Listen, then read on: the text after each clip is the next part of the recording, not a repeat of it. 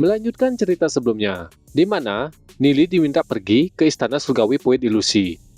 Nili menyetujuinya, akan tetapi dia meminta Uyashi untuk melakukan pengorbanan darah iblis. Mendengar permintaan Nili, Uyashi merasa ragu karena teknik tersebut adalah hal yang tabu dalam ras iblis. Teknik tersebut dapat memberikan keuntungan kepada manusia, tapi Nili bersikeras kalau itu satu-satunya cara Nili bisa memasuki ras iblis dengan aman dan tidak diketahui oleh ras iblis. Setelah berpikir dan mempertimbangkan, akhirnya Uyashi menyetujui metode pengorbanan darah iblis. Setelah metode tersebut selesai, Nili merasakan kekuatan garis darah milik Uyashi yang masuk ke dalam tubuhnya. Melihat Nili terkejut, Uyashi berkata, "Baiklah, pengorbanan darah iblis sudah selesai." Nili yang masih merasakan perubahan dalam tubuhnya, dia terkejut mendengar suara Uyashi di depannya. Uyashi melanjutkan metode pengorbanan darah kepada Shoyu. Shoyu hanya diam, tidak mengatakan apapun. Karena itu, Uyashi langsung memulai metode pengorbanan darah iblis. Setelah selesai, Shoyu juga merasakan perubahan dalam tubuhnya. Dia bergumam, apakah pengorbanan darah iblis ini sesederhana yang dikatakan Nili? Uyashi melihat ke sekeliling. Dia berkata, "Tunggu, di mana sisa darah iblisnya?" Nili mengacukan tangan. Dia berkata, "Jangan khawatir, aku akan menyimpannya dalam cincin ruangku." Uyashi berkata, "Baiklah kalau begitu." Dalam hati dia bergumam, "Aku tidak perlu mengkhawatirkan hal itu. Lagi pula, begitu mereka keluar dari istana surgawi Puid Ilusi, mereka berdua akan aku bunuh. Pada saat itu, aku akan mendapatkan kembali darah iblisku." Meskipun agak kejam, aku benar-benar tidak punya pilihan lain. Jika mereka melarikan diri dengan efek pengorbanan darah iblis, aku pasti akan dianiaya sampai mati oleh ahli klan iblis. Mereka yang memperoleh pengorbanan darah iblis tidak akan pernah memiliki akhir yang baik. Pengorbanan darah iblis adalah hal yang sangat misterius, bahkan aku tidak begitu memahaminya. Itu adalah rahasia yang dijaga dengan sangat penting, sehingga hanya beberapa ahli puncak dari sakti Dewa Iblis yang mungkin mengetahui kegunaan yang sebenarnya. Apalagi, darahku tidak bisa jatuh ke tangan manusia. Lain kali kita ketemu, aku akan membalas mereka dengan beberapa harta sebagai imbalan. Karena sudah beres, Uyashi melirik Nili. Dia berkata, "Baiklah, ayo kita pergi." Nili menjawab, "Baiklah." Shoyu melirik ke Nili. Dia berkata, "Nili, bukankah kau mengatakan bahwa pengorbanan darah iblis dapat digunakan untuk menyamar?" Nili menjawab, aku dengar jika kita mengaktifkan Demon Blood dan membiarkannya mengalir ke seluruh tubuh, kita dapat merubah penampilan fisik dan aura." Nili mengangkat dua jarinya. Dia berkata ke Shoyu, "Perhatikan ini baik-baik." Nili mengaktifkan Demon Blood. Itu membuat perubahan pada fisiknya. Telinga Nili mulai mengalami perubahan. Semakin lama semakin memanjang. Akhirnya, Nili menyelesaikan perubahannya. Telinga Nili membesar, seperti telinga serigala. Gigi Nili juga mengeluarkan taring. Nili melompat ke dekat sungai. Dia mencoba melihat perubahan wajahnya. Kemudian, setelah Nili melihat wajahnya sendiri, dia berbalik dan berkata, "Uyashi, kamu berasal dari klan mana? Apa kau berasal dari klan kelinci?" Nili memegang telinganya yang besar. Wajah Uyashi sangat kesal. Dia berteriak ke Nili, "Apa kau bilang? Klan kelinci? Aku ini berasal dari klan rakun." Shoyu yang mendengar perkataan Nili juga terkejut. Uyashi kembali berkata, "Nenek moyangku berasal dari garis keturunan surgawi, garis keturunan primordial, mengerti?"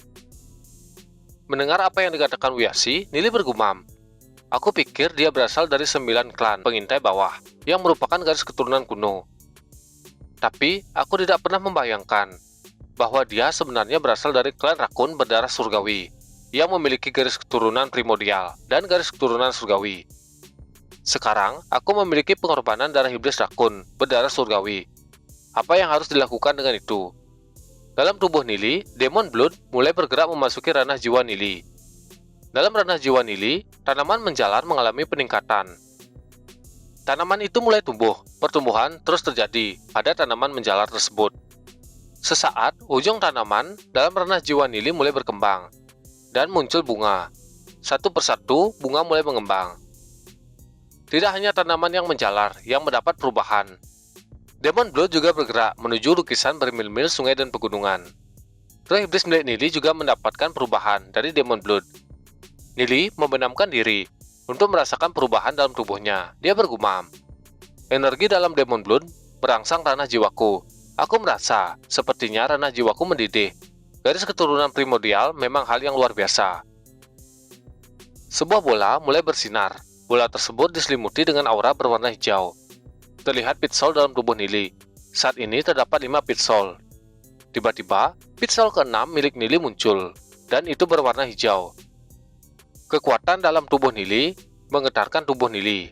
Perubahan itu dirasakan oleh Wuyasi. Dia menatap Nili, kemudian berkata, "Oh, kau telah membuat terobosan." Nili tersenyum. Dia berkata, "Sepertinya begitu, tapi aku tidak tahu kenapa. Mungkin semua itu karena aku sudah berada di puncak Heavenly Pit 5 pit. Dan entah bagaimana, secara tidak sengaja, aku membuat terobosan." Wuyasi berkata, "Aku juga melihatnya. Jadi, ayo kita berangkat." Kultivasi ahli klan iblis terkandung sepenuhnya dalam darah mereka. Dengan bantuan darah Wuyasi, Nili telah menyelesaikan pengorbanan darah iblis, yang setara dengan memiliki bagian dari darah iblis Wuyasi. Mereka bertiga bergegas pergi menuju tempat yang disepakati. Dalam perjalanan, Nili bergumam, "Wuyasi memiliki garis keturunan primordial dari garis keturunan surgawi. Jumlah darahnya tidak terhingga. Setelah aku membuka segel di dalam darah, aku akan mendapatkan kekuatan garis keturunan primordial dan mereformasi tubuhku dengan Demon Blood. Akhirnya, aku bisa mendapatkan fisik dengan garis keturunan primordial klan iblis tanpa menyatu dengan roh iblis. Aku tidak tahu apakah garis keturunan primordial Kasar Sagi lebih kuat atau lebih lemah dari garis keturunan primordial ini." Dalam ranah jiwa Nili terjadi getaran. Sebuah perubahan kembali terjadi. Itu membuat tubuh Nili bergetar. Kekuatan yang terpancar dari Nili menjadi lebih kuat. Pit soul ke-7 Nili muncul. Wuyasi yang berada di samping Nili berkata, "Apakah kau telah menerobos lagi?" Mendengar pertanyaan itu, Nili menjawab, "Aku tidak tahu. Mungkin itu karena teknik kultivasiku." Wuyasi memandang Nili. Dia merasa tidak senang dengan perubahan kekuatan Nili yang begitu tiba-tiba. Wuyasi bergumam, "Omong kosong. Terlalu berbahaya untuk meninggalkan darah iblisku pada mereka. Untungnya dia hanya 7 pit yang masih bisa dalam kendaliku. Setelah semuanya beres, mereka harus dibunuh." Mereka semua masih terus terbang menyusuri dataran yang dipenuhi dengan tebing dan pepohonan. Dalam hutan tersebut, ruang terdistorsi. Sebuah bayangan muncul secara perlahan. Terlihat sebuah kediaman yang megah. Banyak orang yang berkumpul di sana. Mereka semua menatap ke Satwara. Sepertinya mereka menunggu sesuatu yang akan muncul. Seseorang berkata, "Bagaimana caranya kita bisa masuk?" Berpindah ke tempat lain. Nili dan yang lainnya akhirnya tiba di tempat tujuannya. Mereka mendarat.